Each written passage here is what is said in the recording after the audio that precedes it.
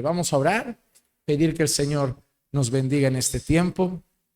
Señor, te agradecemos la oportunidad que nos das de tener ahora este tiempo en el que podemos preguntar abiertamente a tu siervo sobre temas distintos de nuestra fe.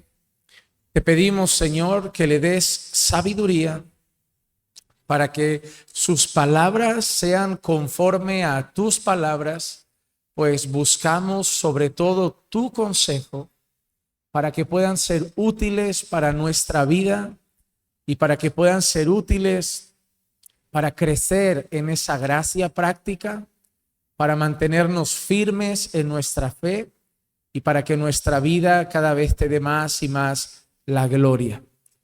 Danos un corazón, Señor, receptivo para que cualquier palabra de exhortación la podamos recibir también con humildad y sea útil para nuestra vida. Te pedimos esto en Cristo. Amén. Amén. Bueno, antes de empezar con el tema de la iglesia, usted hizo una introducción en cuanto al libro de Hebreos. Uno de los temas que quizá dentro de la iglesia evangélica genera más controversia sea el tema de la famosa pregunta: ¿se pierde la salvación? Y creo que algunos de los pasajes más utilizados en el debate sobre la pérdida o no de la salvación son un par de pasajes concretamente del libro de Hebreos. Aquellos que fueron iluminados, incluso a veces aparece la palabra santificados, que muchas veces es utilizada como ¿cómo pueden ser santificados si no eran salvos? Y esas no las llamaremos amenazas, pero sí advertencias solemnes de parte de Dios al final de aquellos que apostaten de la fe. Así que mi pregunta está dirigida en dos direcciones. Una, ¿es posible que un creyente nacido de nuevo pierda su salvación en Cristo? Y esos pasajes de Hebreos que hablan de apóstatas, de aquellos que abandonan el camino de la fe, ¿quiénes son realmente esos apóstatas? Bueno, cuando nosotros analizamos o nos encontramos con ciertos textos que parecieran cuestionar o contradecir otras doctrinas que la Biblia enseña, las normas hermenéuticas nos dicen, por un lado, que la Biblia no se contradice. El Espíritu Santo no se contradice a sí mismo, así que si encuentro dos textos que parecieran contradecirse, el problema no está en los textos, el problema está en mí, está en la interpretación que le estoy dando, o necesito tener más luz para poder interpretar esos textos, ¿verdad? Así que hay otra norma hermenéutica que nos dice algo así como que los textos más claros deben interpretar a los textos más oscuros.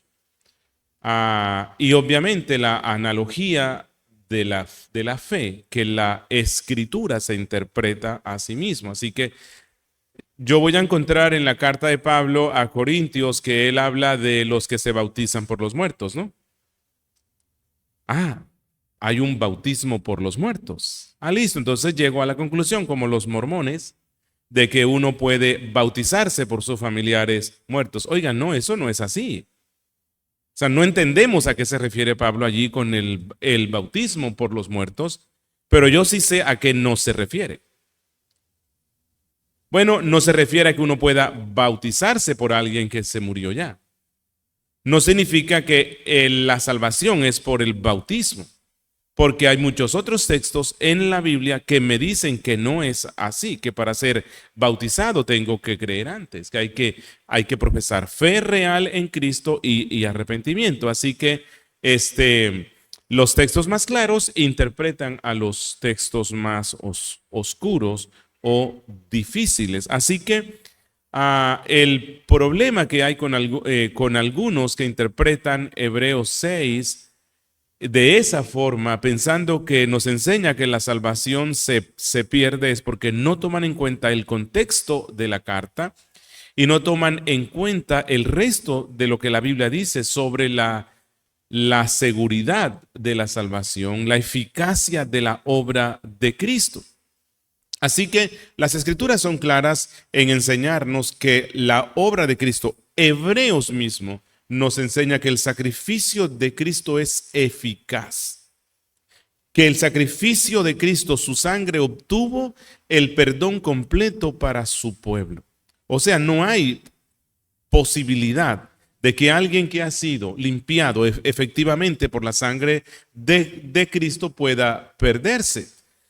Entonces, ¿qué hacemos con estos textos? Bueno, están otros de una línea un poco más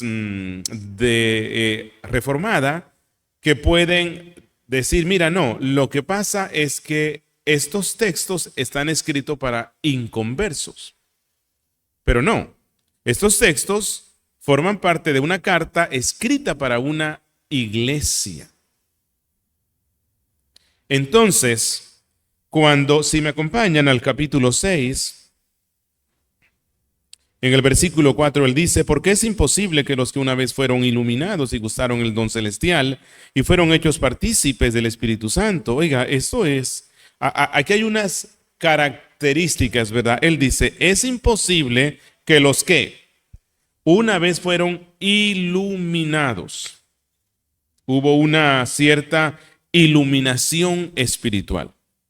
Gustaron el don celestial. No sabemos exactamente a qué se refiere, pero muy posiblemente se relacione con que gustaron algunas cosas relacionadas con la salvación. Fueron hechos partícipes del Espíritu Santo, recibieron algún beneficio del Espíritu Santo. Gustaron de la buena palabra de Dios, se deleitaron en algún tiempo escuchando el evangelio y los poderes del siglo venidero. A lo mejor recibieron un milagro físico y recayeron. Bueno, este es el pecado de la apostasía, es contra lo que él está luchando aquí. Y recayeron, sean otra vez renovados para arrepentimiento. Bueno, si interpretamos esto como que la salvación se pierde, hay que pensar entonces en esto. ¿Cuándo recae alguien? Porque esta es la condición, ¿verdad? Si recaen, ya no hay posibilidad de salvación. Bueno, ¿qué es aquí recaer? Es apostatar. Los que creen que la salvación se pierde usan este texto para afirmar más bien que a causa de sus pecados ellos pierden la salvación. Pero entonces, bueno, hay que preguntar, ¿cuántos pecados necesito cometer para perder la salvación? ¿10, 100, 1000? Y si la salvación se pierde usando este texto, entonces, siendo fieles a lo que el texto dice, lo que tenemos que decirle, si perdiste la salvación, para ti ya no hay esperanza. Ya no la puedes recuperar. Porque miren una vez más, es imposible. No existe ninguna posibilidad para aquel que recae volver al arrepentimiento crucificando de nuevo para sí mismos al Hijo de Dios. Sí se dan cuenta de las implicaciones que eso tiene, ¿verdad? Bueno, el arminiano, que es el que más cree que la salvación se pierde, basándose en el texto, no medita en esto. Es decir, si la salvación se pierde por una cantidad X de pecado, aquí no hay esperanza para nadie. Perdimos la salvación desde hace mucho tiempo. ¿Y qué hacemos aquí hoy? Como decimos allá, apague y vámonos. ¿Qué hacemos aquí? Entonces, eso no es a lo que se refiere el texto. Y creo que hay una explicación desde el verso 7. Dice, porque la tierra que bebe la lluvia que muchas veces cae sobre ella y produce hierba provechosa a aquellos por los cuales es labrada, recibe bendición de Dios, pero la que produce espinos y abrojos es reprobada.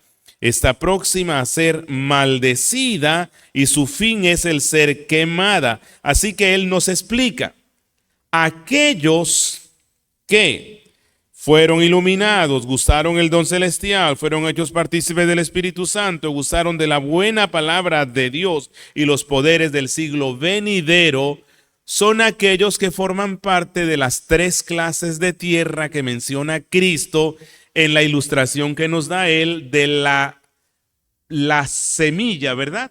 Si se dan cuenta, hay 3 clases de tierra que son malas. La semilla cae, la que cae en el camino, el diablo viene, se la come y no pasó nada. Es el que viene a la iglesia, quería escuchar el evangelio, lo escuchó, le encantó, salió fascinado de aquí, pero cuando está allá afuera, el diablo viene y arranca eso y no queda nada. ¿Fue salvo? No, porque es mala tierra. Hay otra parte de la semilla que cae entre piedras. Y resulta que como no hay profundidad, la semilla brota. Pareciera que hay vida. La plantica empieza a crecer. Pareciera que hay vida. Pero Cristo dice que como no hay profundidad, cuando el sol sale, el calor de la piedra mata eso y no pasó nada. ¿Perdió la salvación? No, porque Cristo le considera mala tierra. Hay otra que pareciera crecer más en la vida cristiana y es la semilla que nace entre espinos y abrojos. Esa crece un poco más, pero los espinos, la maleza crece mucho, crece más y termina ahogando la planta. Y Cristo hace la explicación y él dice, hay algunos que vienen a la fe, se entusiasman, escuchan la predicación y qué pasión tienen. Pastor, quiero bautizarme, quiero hacer el estudio de membresía. Es que quiero matricularme en el seminario reformado latinoamericano. Y aquí estoy dando la publicidad, ¿no? Es que algún día quiero ser pastor como usted. Y empieza a servir en la iglesia. Quiere que los cultos sean todos los días. Un entusiasmo impresionante. Pero vienen las pruebas, dice Cristo. Y no hay nada. Solamente hay una tierra a la que se le considera buena tierra. Es aquella en la cual la semilla nace, crece y se reproduce. Así que el autor hace una analogía de eso y él dice, la tierra que bebe la lluvia que muchas veces cae sobre ella. Y esto habla de las bendiciones del cielo. Hay personas que reciben frecuentes bendiciones, por decir así, del reino, de la iglesia, del evangelio. Vienen a la iglesia, abandonan pecados escandalosos externos. Hay una mejoría en la conducta, como Judas. ¿Por qué cuando Cristo dice, el que mete su mano conmigo en el plato, ese es? Y Cristo prácticamente está diciéndole, es él, es Judas. Pero ellos no, o sea, ellos creen que no es él. ¿Por qué? ¿Cómo así, Judas? Pero si es el más piadoso entre nosotros. Cuando aquella mujer vino con ese perfume y rompió ese frasco, ese alabastro tan costoso, el único que se preocupó por los pobres, ¿quién fue? ¿Judas? Ese hombre tan santo, ¿cómo puede ser él? No. Así pasa muchas veces. Hay personas que vienen a la iglesia, están por un tiempo, reciben ciertas bendiciones, pero todas ellas son externas, no están en el alma. Pareciera que hay vida, pero no lo hay. Esto es de lo que habla él. Pero él se lo escribe a los cristianos, a ti y a mí. ¿Para qué? Para que, como dice Pablo, nos examinemos. Que no sea que nosotros seamos un Judas. Que no nos engañemos a nosotros mismos. Y miren que es fácil autoengañarnos. Hubo un reformador, creo, o alguien del puritanismo que dijo: es mejor entrar al cielo temblando y dudando que ir al infierno confiados. Sí, hay que examinarnos en nuestra fe. Eso es lo que busca el autor. Y que no se trata de la pérdida de la salvación es claro en el verso 9. Mire, pero en cuanto a vosotros, oh amados, estamos persuadidos de cosas mejores y que pertenecen a la salvación, aunque hablamos así. Dios usa estas advertencias para que nosotros nos afirmemos en la fe. Él habla así, pero él está convencido que el que es salvo jamás apostatará. Pero él nos exhorta. Y en el capítulo 10, y no quiero extenderme más en la respuesta, como ven, a mí me encanta esta exposición, pero bueno, no nos vamos a extender. Luego de decir él en el capítulo 10, de dar toda esa exhortación del 26, porque si pecaremos voluntariamente, después de haber recibido el conocimiento de la verdad, ya no queda más sacrificio por los pecados. ¿Cómo vamos a entender ese pecaremos voluntariamente? Bueno, ¿quién ha pecado aquí que no lo haya hecho voluntariamente?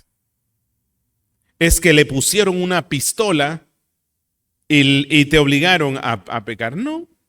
¿A qué se refiere con pecar voluntariamente? Bueno, él viene hablando es del pecado de la apostasía.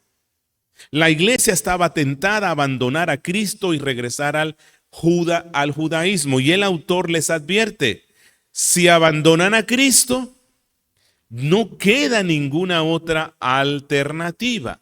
Este es el pecado, lo que el Señor menciona, ¿no?, como la ofensa contra el Espíritu Santo.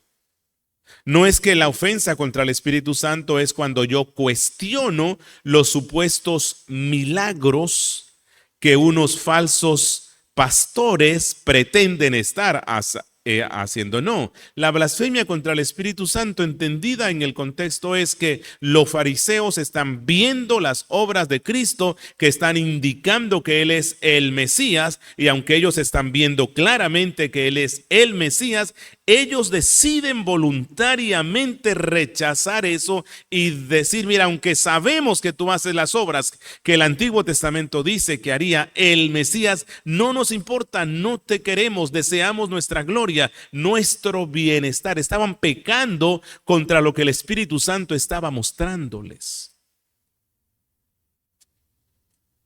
Hay una realidad, y es que a pesar de que, como usted menciona, habla a cristianos, es posible también la realidad de que esa carta a la iglesia reunida tenga dentro de la iglesia reunida Judas, que también es bueno que sean exhortados. Es decir, nosotros cada domingo predicamos y entendemos que predicamos a cristianos, pero tristemente aquí y en otras congregaciones hemos visto personas que 4 años después, 2 años después, 6 meses después, abandonan la fe y eran bautizados.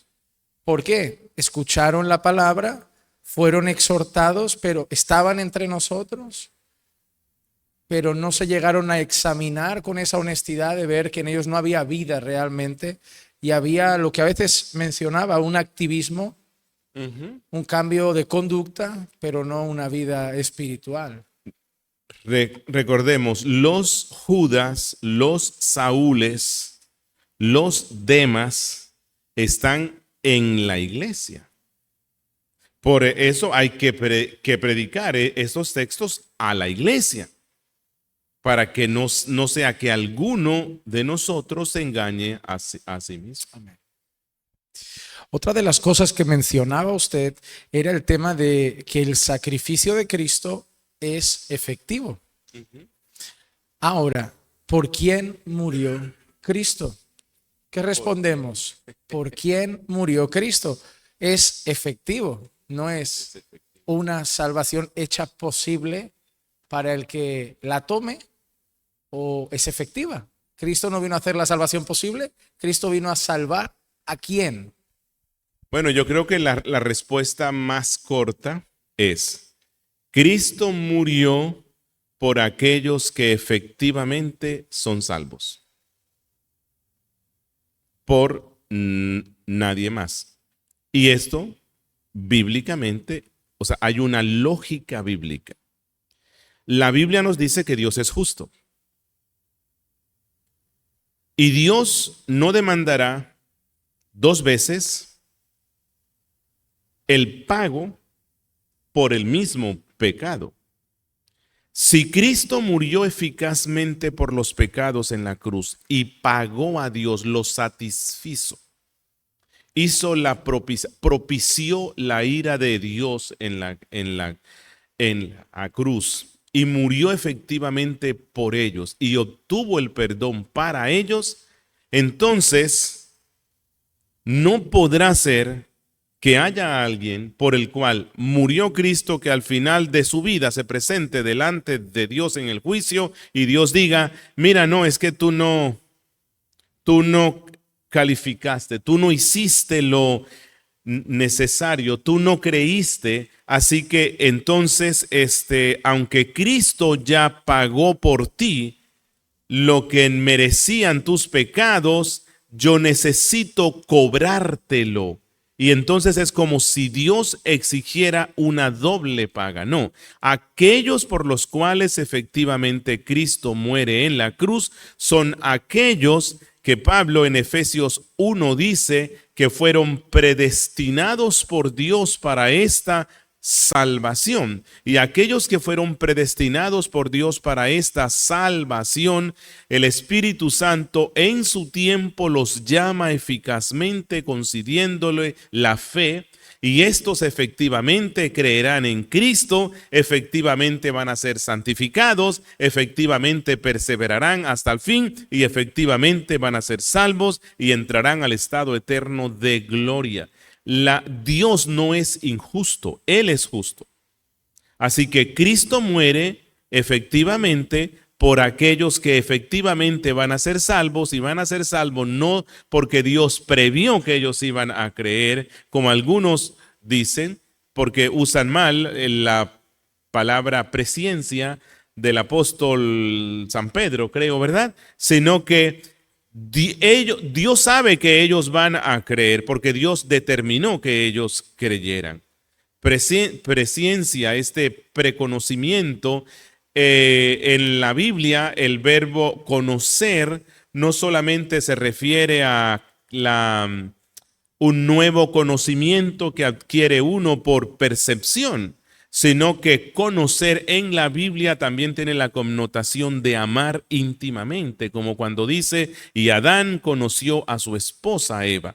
No fue que un día Adán se levantó y de pronto vio a Eva, que la había visto durante mucho tiempo, y dice: wow, hasta ahora me percato que tú estás aquí. No, cuando dice que la conoció es que se acercó íntimamente a ella. Tuvieron una relación íntima. Bueno, este conocimiento de Dios es que Dios desde la eternidad amó a muchos. Y a estos que amó, también los predestinó. Y a estos que predestinó, también los llamó. Y a estos que llamó, también los justificó, también los glorificó. Muchos les cuesta unir y vincular esa justicia con esa elección. Es más, escuchamos a personas decir, si Dios ha escogido a unos para salvación y a otros no, no es justo, porque ha desechado a un grupo ya directamente. Entonces ellos no son capaces de conciliar. Dios es justo y al mismo tiempo Dios escoge soberanamente. ¿Qué les diría a esas personas que ven en la elección de Dios injusticia? Bueno, es el tema que Pablo toca en Romanos, el capítulo 9, ¿verdad? Pablo pone como a una especie de contradictor. Él anticipa a alguien que lo va a contradecir y él va respondiendo a las objeciones que otro puede presentar. Pero mire, vamos a pensar en eso. Bueno, puede que aquí en España no se vea tanto eso, pero en Latinoamérica sí. Usted va a una plaza y es posible que encuentre personas que llamamos de la calle, que viven en la calle, ¿verdad? Le llamamos mendigos. Hay 20. Y usted lleva posiblemente en su bolsillo una moneda de $1, de $1, de €1, solo una. Y usted ve que hay 10. Y usted saca la moneda, ¿verdad? Y se la da a uno. ¿Fue usted injusto con los 9 a los que no se la dio? No, porque tú no tienes el compromiso de darles nada. Tú tuviste misericordia de uno y con el resto no fuiste injusto porque tú no tenías la responsabilidad de darles. Bueno, en el caso de Dios y nosotros, Dios nos creó buenos y justos en Adán.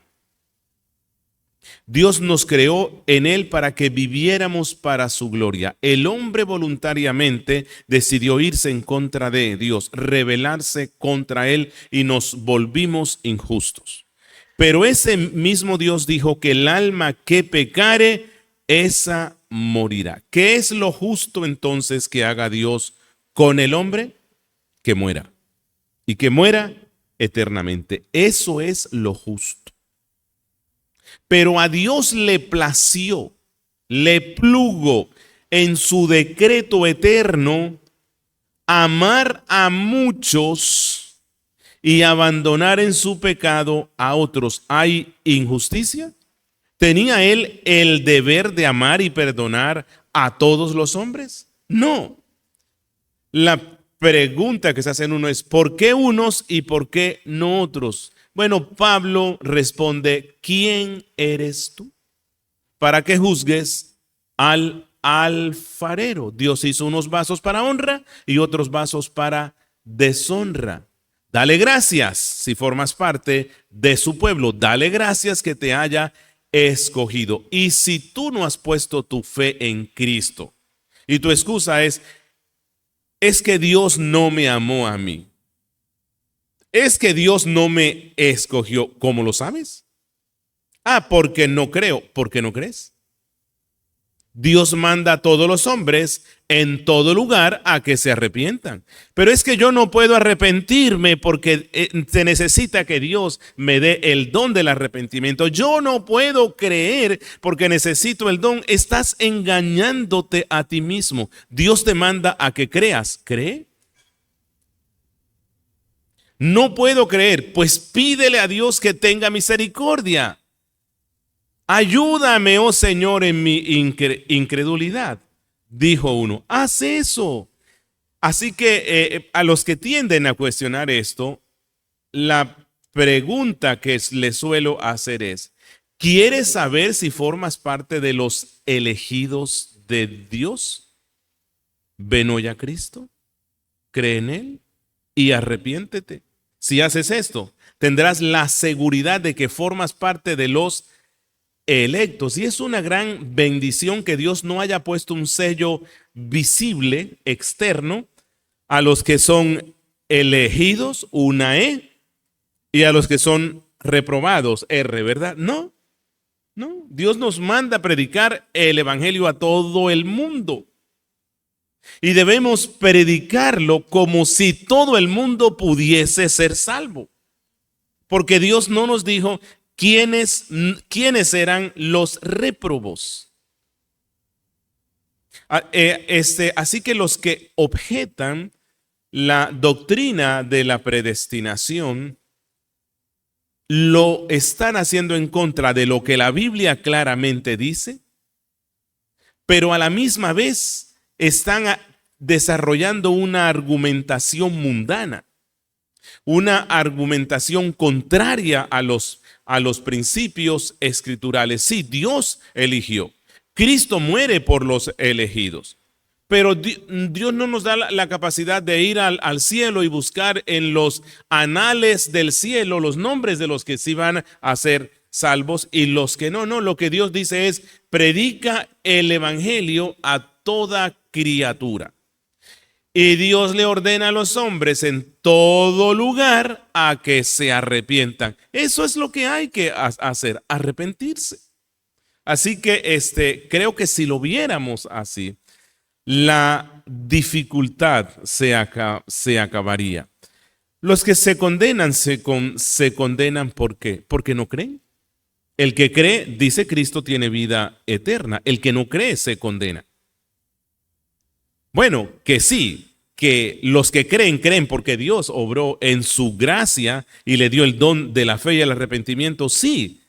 Y eso es claro en las escrituras, pero nadie podrá presentarse ante el cielo y decir: Dios, yo quise creer, yo quise buscarte, pero como tú no me diste el don de la fe ni del arrepentimiento, aquí estoy en el infierno. No es justo. Pero eso no es lo que la Biblia dice. El que tiene sed, venga a mí. El que tiene hambre, venga a mí. Es el deber del hombre responder al llamado del evangelio. Pero luego, al final, cuando estemos en el cielo, no podremos, cuando veamos a los familiares y amigos en el infierno, decir: es que yo sí quise creer. No, Pablo dice en Romanos 3 que nadie quiere creer. Nadie puede creer. Solo los elegidos del Padre lo hacen por la obra de la gracia de Dios. Pero Dios no nos dijo o no nos puso un sello externo de quiénes son los réprobos.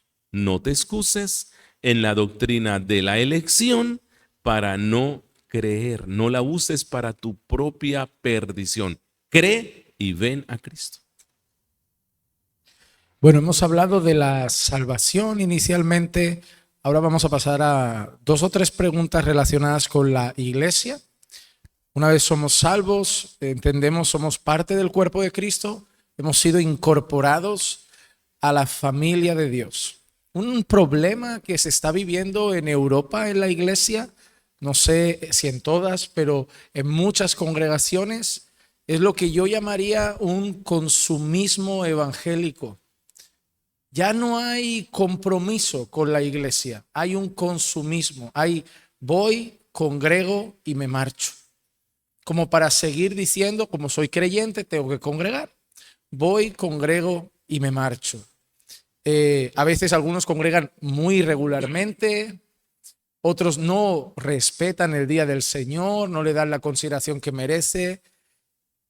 Otros congregan regularmente, pero no se vinculan y se relacionan emocionalmente a la iglesia. Y en parte por lo que usted nos predicó hoy, me gustaría hacer alguna pregunta en relación a esas relaciones. La primera cosa que le diría es: ¿qué tipo de relación debe tener un cristiano con su iglesia local? Bien, mira que esto que planteas tú es una situación no solo aquí, es algo que se está dando universalmente. ¿Sí se han dado cuenta que hay como cierto despertar hacia lo espiritual, no? A la misma vez, con el crecimiento del secularismo, hay un crecimiento e interés por lo espiritual. Cuando digo es espiritual, no necesariamente al cristianismo.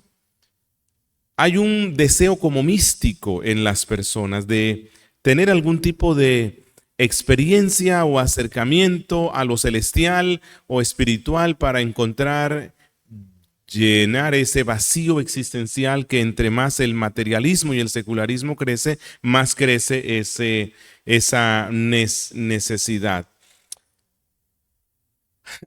No sé, personalmente cuando hago un recorrido en la historia me doy cuenta que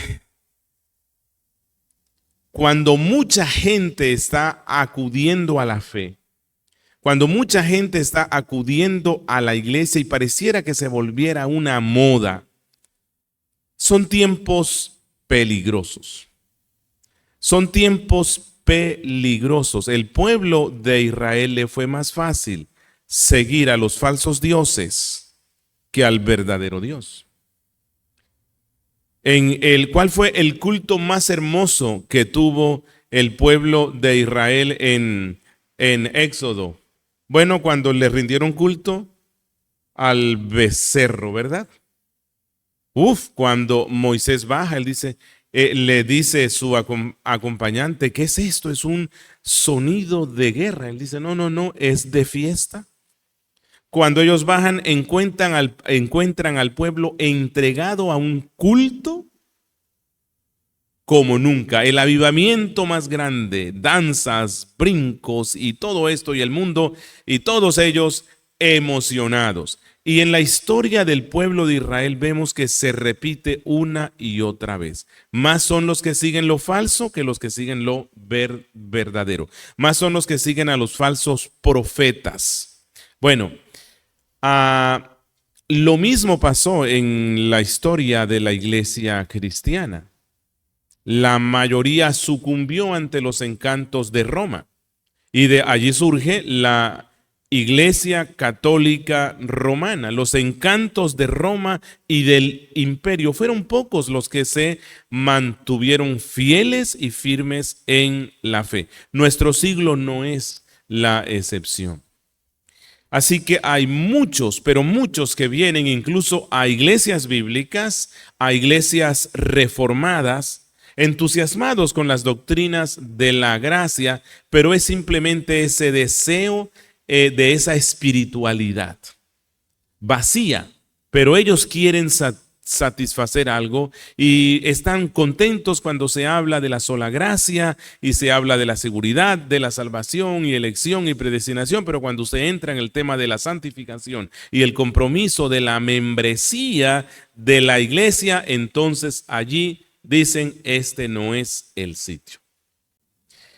Y todo esto que mencionas de personas que vienen y se congregan, no establecen ningún compromiso, no se hacen miembros, no sirven en la congregación, no hay una unión con la iglesia, es porque no han entendido qué es la salvación, para qué vino Cristo. Y hoy día hay un evangelismo o evangelicalismo individualista. Cristo vino para salvarme a mí. Sí, es cierto que Él vino para salvarme a mí, pero ¿para qué me salvó a mí?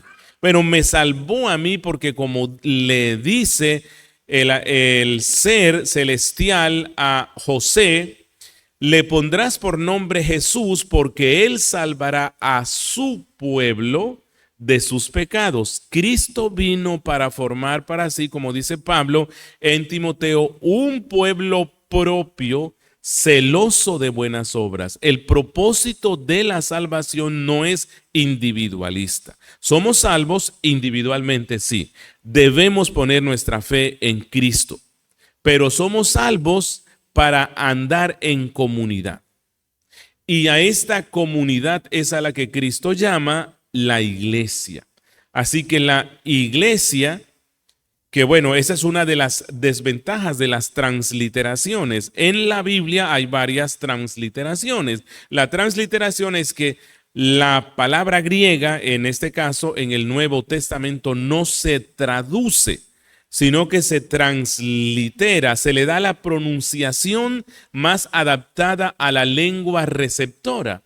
Pero el término que se usa en el Antiguo Testamento es eclesía. Y esto se refería a una asamblea o un grupo de personas. En el mundo griego, en las polis, se le llamaba eclesía a la asamblea conformada por hombres electores. O sea, cuando iban a elegir a alguien para un cargo, se llamaba a estos hombres electores, y cuando ellos estaban reunidos se le daba el nombre de eclesía. Eclesía es siempre que en el Nuevo Testamento se usa eclesía, usted en su Biblia encontrará que dice iglesia, pero iglesia es una asamblea de personas locales que se unen en el nombre de Cristo bajo un pacto de membresía para andar en pos de Cristo, para andar en pos de sus santas leyes, de las leyes del evangelio, para crecer juntos en santidad y someterse voluntariamente a las autoridades que ha dado Cristo a la iglesia local, que son los pastores o ancianos. Pero eso implica compromiso. Y el compromiso en esta era posmoderna no nos gusta. Hoy conversábamos sobre el síndrome de Peter Pan. ¿Sí han escuchado eso, verdad? Hombres de 50 años que siguen con su vida como si fueran niños. No se casan, no se van de la casa, viven de sus padres. Se la pasan todo el día en el celular o el computador con jueguitos y ellos creen que la vida es eso. No maduraron nunca. Lo mismo pasa dentro del cristianismo. Hay personas que quieren los beneficios de la iglesia, pero no comprometerse como iglesia. Están ofendiendo a Cristo. Están yéndose en contra de la voluntad de Cristo. Y concluyo con esto. Cuando Cristo en Mateo 18 habla de la disciplina eclesiástica, ¿verdad? Y él dice, dilo a la iglesia. Y después habla de la excomunión, que la iglesia puede excomulgar cuando hay un miembro impenitente que no se arrepiente y continúa con su vida desordenada. Todo eso nos da a entender que el cristiano se hace miembro de una iglesia local donde tiene sus pastores, donde hay una membresía, donde los pastores pueden llamar a la membresía porque vamos a analizar este caso disciplinario. Y la excomunión precisamente es eso. Como ya no es miembro, no puede participar de la comunión, no puede participar de la cena y no puede participar de los privilegios de la membresía. Pero eso es algo desconocido para la cristiandad de nuestro tiempo. Y algunos que lo saben no quieren andar conforme a eso. Y creo que en parte es ese individualismo posmoderno que está creciendo el día de hoy.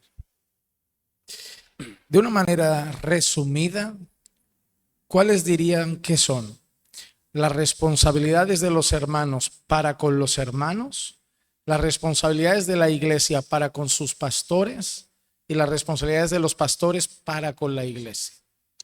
Bueno, las escrituras son claras. Pablo dice, oren los unos por los otros. Sobrellevad las cargas los unos a los otros. La responsabilidad que yo tengo como miembro con mis otros hermanos, los otros que son miembros, es orar por ellos, sobrellevar las cargas, interesarme en las necesidades que ellos tienen, animarnos mutuamente, dice Pablo, consolarnos mutuamente, exhortarnos mutuamente. Hoy, antes de empezar, conversábamos de la consejería bíblica, y la consejería bíblica no es únicamente la responsabilidad del pastor. La consejería bíblica es responsabilidad de todos, porque el apóstol Pablo dice que nos exhortemos. Así que todo esto que hoy día denominamos la consejería noutética o confrontacional es eso. Exhortémonos los unos a los otros, animémonos los unos a los otros. Si tú ves que tu hermano está en un pecado escandaloso, dice Cristo, ve y habla con él. Esas son las responsabilidades que los miembros tienen.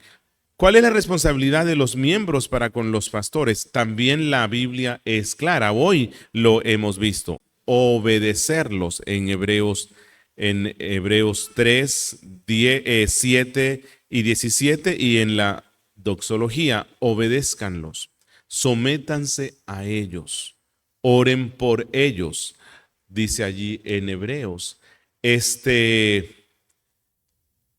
Dice Pablo que el obrero es digno de su salario, hay que ofrendar y hacerlo generosamente para que la iglesia pueda sostener a los pastores, especialmente los que están tiempo completos. Escuchen la palabra de exhortación, dice Pablo, como es en verdad palabra de Dios. Así que los miembros tienen muchas responsabilidades. Congréguense. Cuando uno como pastor pasa toda la semana concentrado en el texto bíblico y ora por el texto y disfruta, o sea, cuando uno encuentra esas verdades tan hermosas en el texto o aplicaciones tan hermosas en el texto, uno se emociona porque las quiere compartir con la iglesia. Y cuando los hermanos no vienen, eso causa tristeza al pastor. Así que esa es otra responsabilidad. Congréguense, háganse miembros. Y las responsabilidades del pastor para con los miembros, también las escrituras es clara. Uno, como dice Timoteo, deben ser fieles en la predicación, que enseñen fielmente la palabra de verdad. Hechos 6 deja ver que la principal responsabilidad de los pastores son dos: la oración y la predicación. Oramos todos los días por los miembros. Hay hermanos con necesidades particulares y los pastores los presentamos delante del trono de la gracia. Nos dedicamos y entregamos a la oración por cada uno. Y dos, nos esforzamos en ser fieles en la predicación. Usamos bien la palabra de verdad. Eso implica oración personal del pastor. Implica estudio del pastor. No que necesariamente tenga que sacar una maestría o doctorado en el Seminario Reformado Latinoamericano. Sí lo puede hacer bien, ¿verdad? Pero sí que sea un hombre que estudia la Biblia y que acude a auxiliares, ya sea del griego, del hebreo o comentarios bíblicos, porque nos encontramos con pasajes que son un poco difíciles. Otra responsabilidad que los pastores tienen y que se desprende del título obispo es la supervisión. Supervisamos a los hermanos. De vez en cuando los llamamos a nuestra oficina, conversamos con ellos, le preguntamos cómo vas tú como esposo, cómo vas tú como esposa, cómo vas en tu devocional diario, cuáles son tus luchas, cómo puedo ayudarte. Y eso implica la consejería bíblica. O sea, no que le vamos a dar consejería bíblica a todos los miembros, pero sí hay casos que requieren eso. Creo que grosso modo esas son las responsabilidades.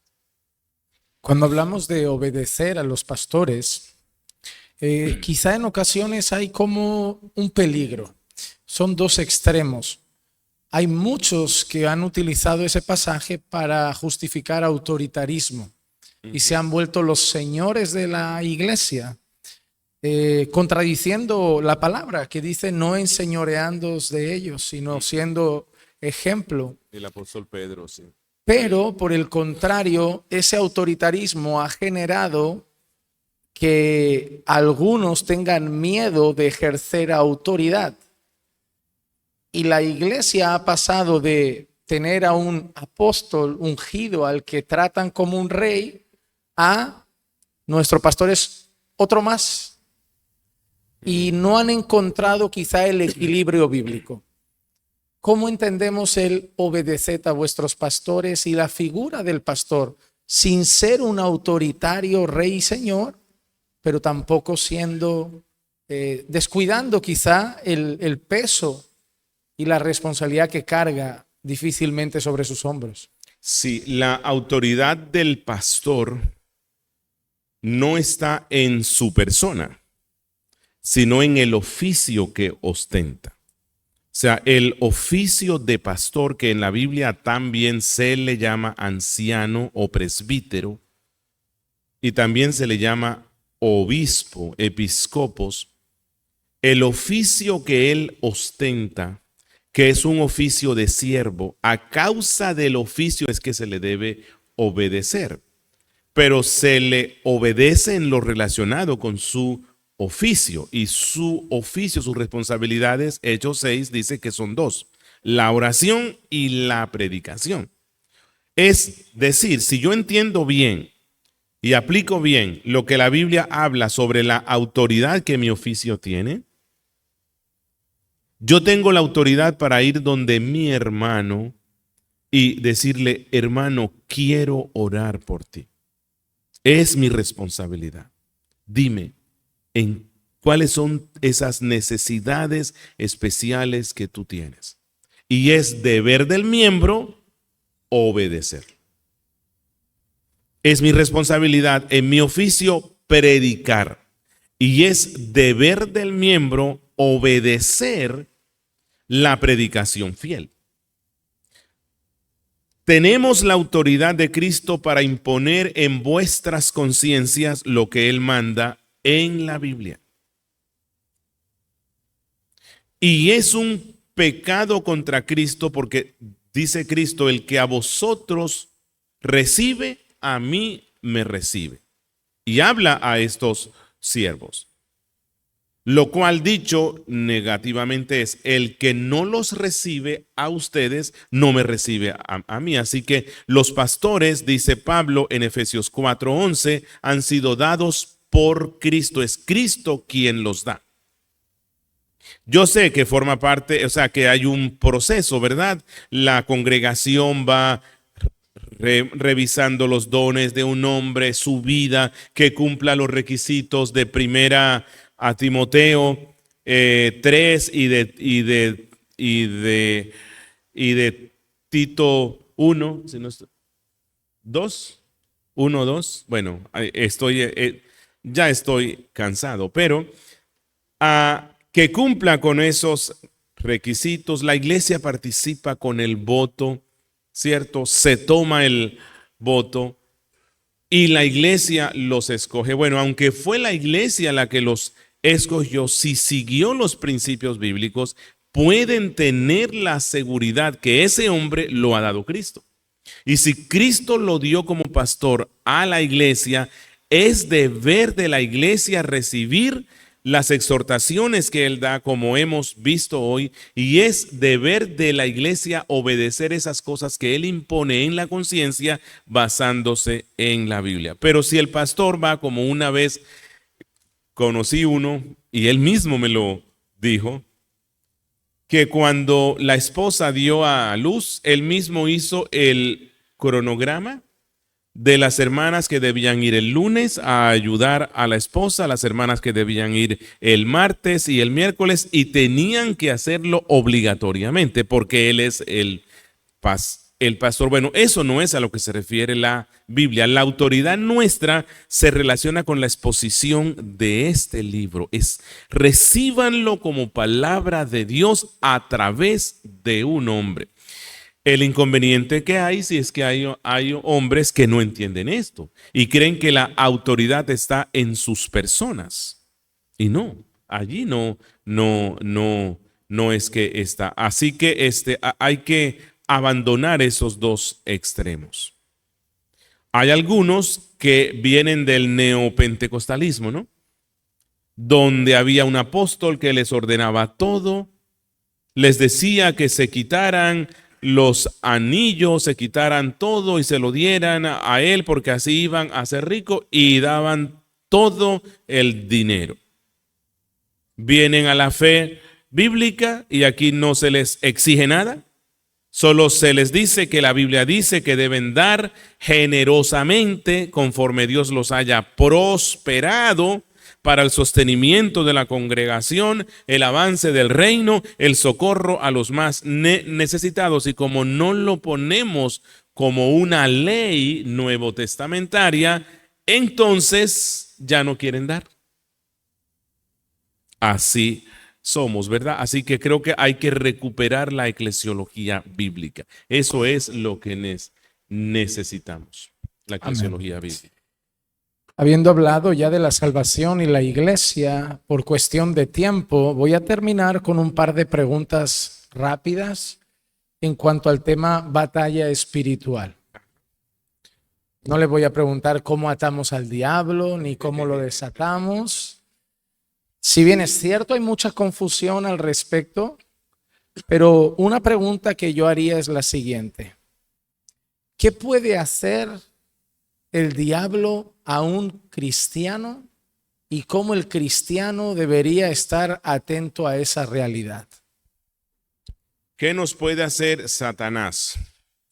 Él nos puede hacer todo aquello que Dios lo permita y que considere que será para un bien más grande en nuestras vidas. Por ejemplo, ¿recuerdan el caso de Job? Ese es un libro de guerra espiritual bíblica, ¿no? No como la que se practica hoy en otras partes. Dios le permitió al diablo, y recuerden, cualquier cosa que el diablo nos haga es porque Dios se la permitió. Él no puede hacer absolutamente nada contra el cristiano, al menos que se lo permita Dios. Dios le permite al diablo que tiente a Job.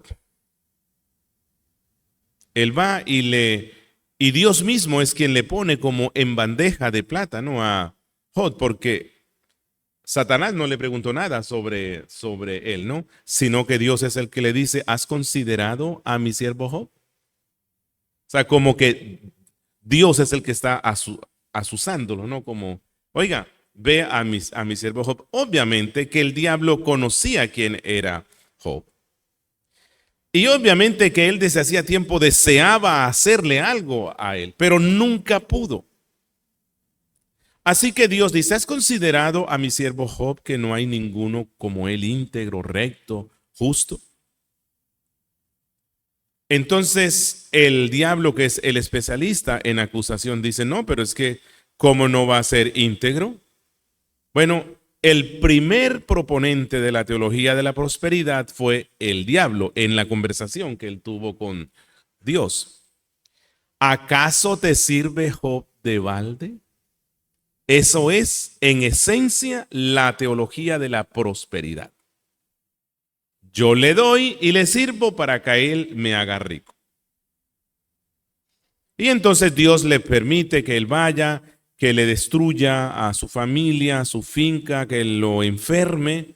Así que Dios le puede permitir al diablo que nos cause incluso una enfermedad, si Dios quiere.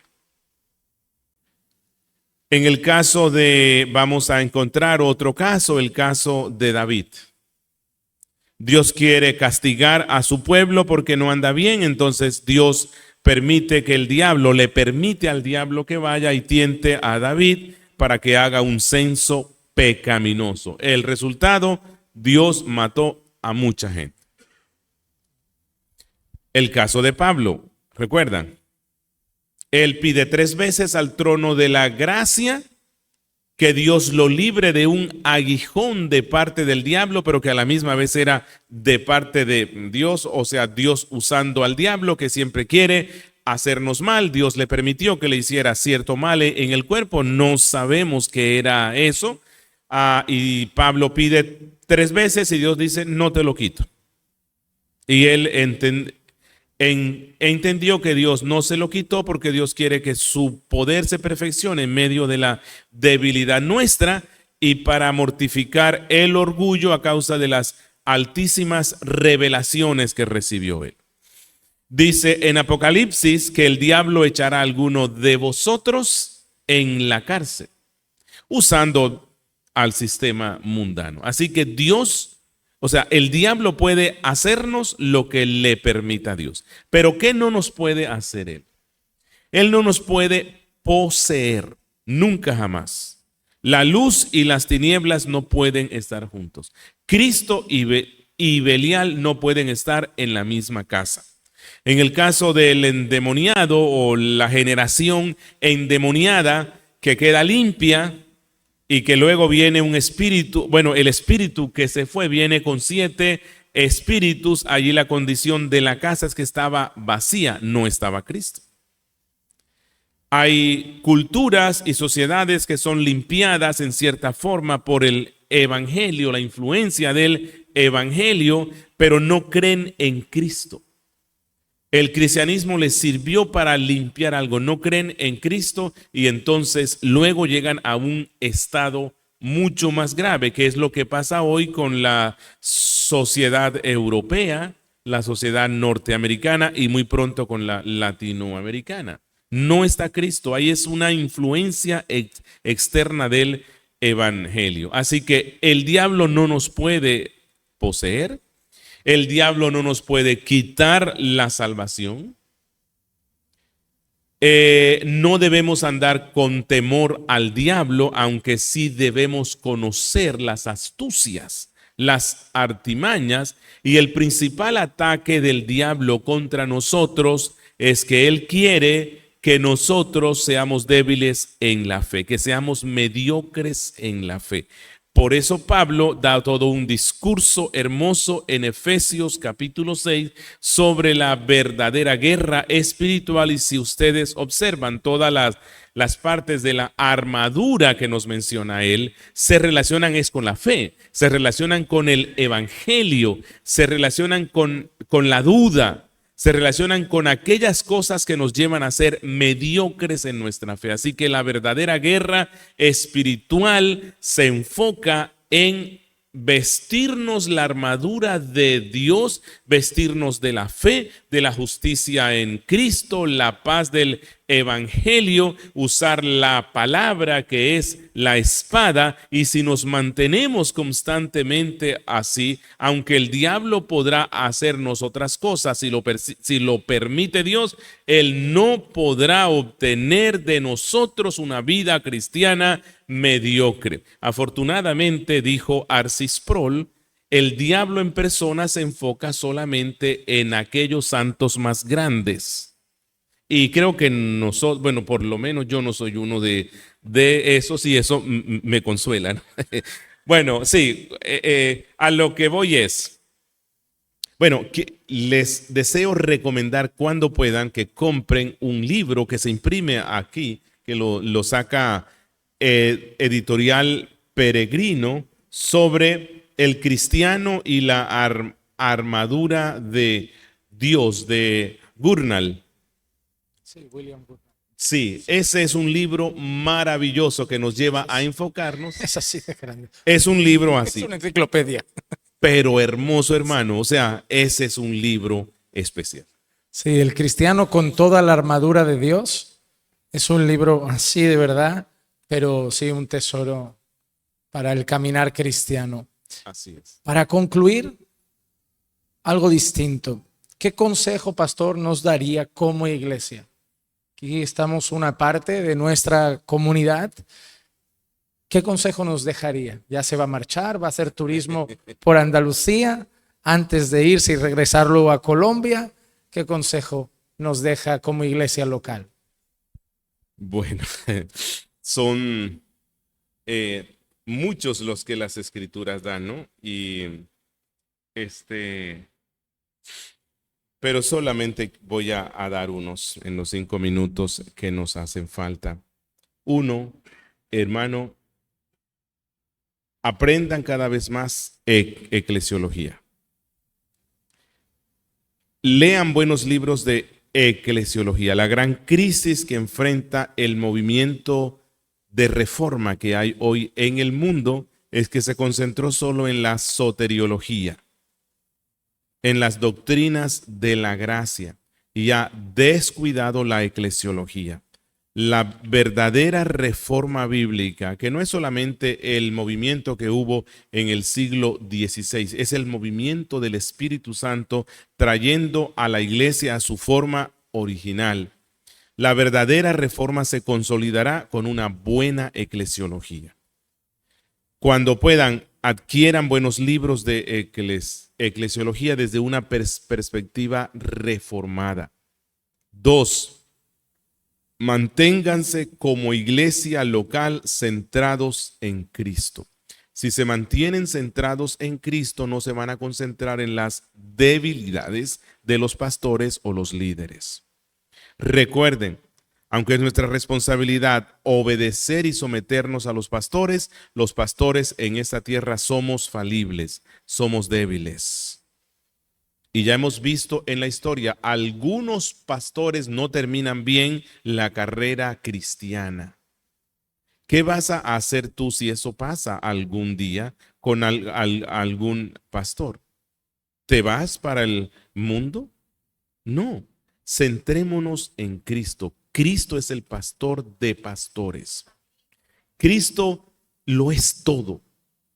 Cuando nos centramos en el hombre, en el hermano, en el diácono, en la hermana, vamos a estar viendo sus debilidades y el diablo va a usar eso como una justificación para nuestro pecado. Céntrense cada vez más en Cristo y cada vez que estén en el culto, vengan con la expectativa no de ver a su pastor, aunque obviamente él es el instrumento que va a usar Dios. Vengan al culto con la expectativa de que Cristo, el Rey de Reyes, por su Espíritu va a estar en medio de su pueblo, que Él es el personaje más importante en el culto.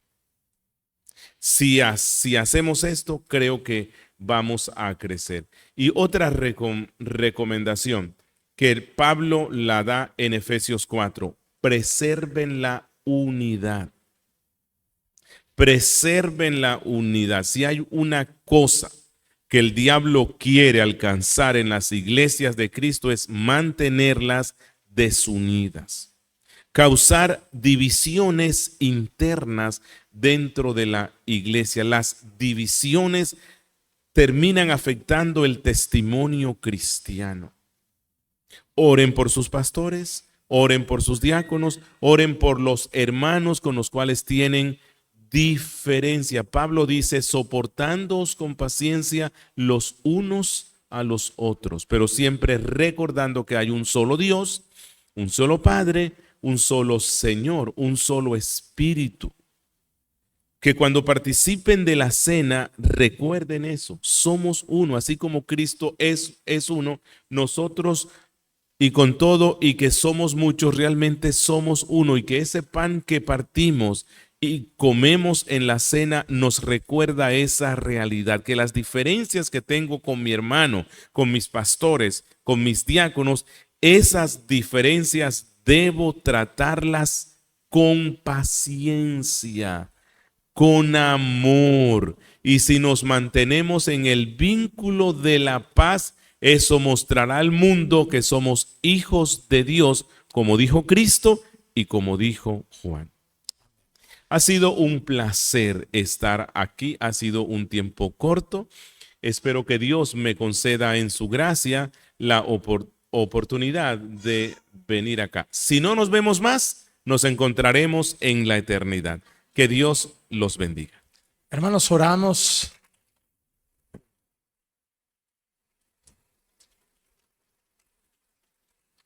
Esperamos el Señor nos conceda realmente poder vernos en otro tiempo y organizar quizá un día más amplio.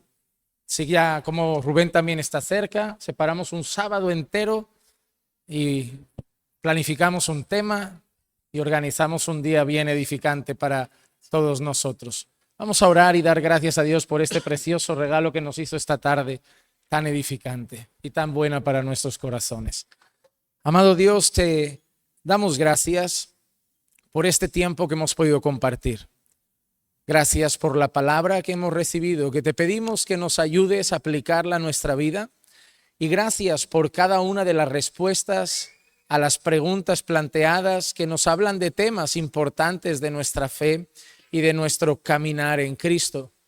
Te pedimos especialmente por nuestra iglesia local, que como hoy hemos aprendido, Señor, quites todo individualismo de nuestros corazones, que nos hagas, Señor, el depender de Dios, de ti, de los unos y de los otros, apoyarnos unos a otros, animarnos unos a otros, que nos ayudes a intencionalmente fomentar la unidad, que nos ayudes a cuidar esa unidad, que nos ayudes, Señor, a vivir en ese corazón de comunidad que tú anhelas para tu pueblo, que nos ayudes a preservar con paciencia el bien y la unión de nuestra iglesia local y así poder juntos crecer en esa gracia hasta llegar a la meta final. Señor, también gracias por las iglesias locales de Barcelona. Gracias, Señor, por las iglesias vecinas y hermanas, iglesias como Piedra de Ayuda, con el pastor Rubén, iglesias como la Iglesia de la Gracia, con el pastor David, y otras iglesias que tenemos a nuestro alrededor, que también son temerosas de ti, fieles a tu palabra. Bendícelas, Señor. Bendice las iglesias que son fieles a ti. Bendice esas obras que buscan, Señor, servirte con integridad. Da fuerzas a esos pastores, Señor. Te pido hoy por esos pastores, por esos hermanos que están al frente de esas obras también, porque enfrentan pruebas, enfrentan dificultades y muchas veces las llevan en silencio. Dales fuerza, ayúdalos, Señor, socórrelos en el camino, sustenta y sostén a tus siervos.